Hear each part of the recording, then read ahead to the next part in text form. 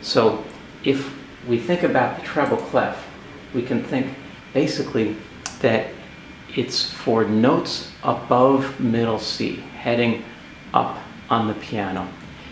Occasionally you will have notes below middle C that are associated with the treble clef, but I would say 90% of the time it's for notes middle C and above, and primarily, again, 90% of the time for the right hand.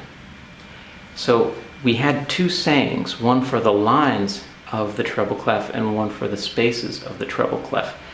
The notes that are associated with the saying for the lines are E, G, B, D, and F, and those are right.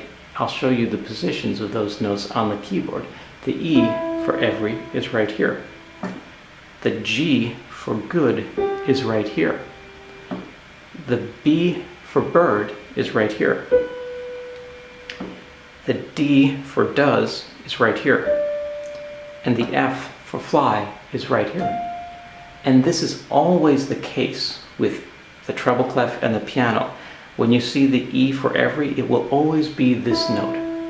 When you see the G for good, it will always be that key on the piano. It cannot be any other key on the piano. When you see the B for bird, it's always this key. And when you see the D for does, it's this one. And the F for fly, it has to be this note that's higher up.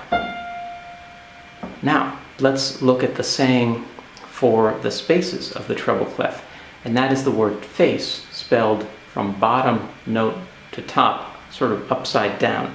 So F of face is right here. And you might notice, just going back, that the F for fly, every good bird does fly, is here.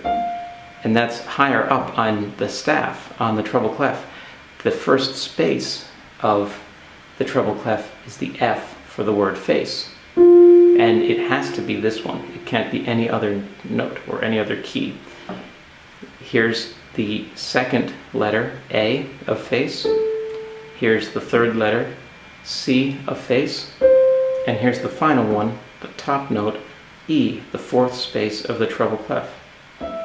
So let's spell it one more time. F will be just 4 keys, 1, 2, 3, 4, above middle C. So face, F, A, C, E. And there you have it. Those are the notes of the treble clef on the piano keyboard.